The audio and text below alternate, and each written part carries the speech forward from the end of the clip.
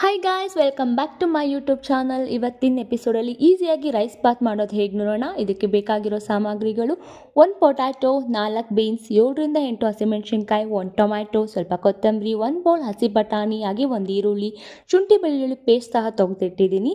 ಹಾಗೆ ನಾನಿಲ್ಲಿ ಒಂದು ದೊಡ್ಡ ಗ್ಲಾಸಲ್ಲಿ ಮುಕ್ಕಾಲಷ್ಟು ರೈಸ್ ತೊಗೊಂಡಿದ್ದೀನಿ. ಸೊ ಫಾರ್ 2 ಪರ್ಸನ್ಸ್ ಇದು.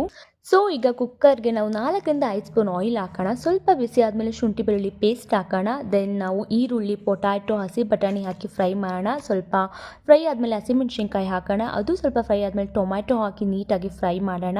ಸೊ ಸ್ವಲ್ಪ ಉಪ್ಪು ಹಾಕೋಣ. ಉಪ್ಪು ಹಾಕಿ ಮಿಕ್ಸ್ ಮಾಡಿದ್ಮೇಲೆ ಸ್ವಲ್ಪ ಲೈಟಾಗಿ ಅರಿಶಿನ ಹಾಕೋಣ.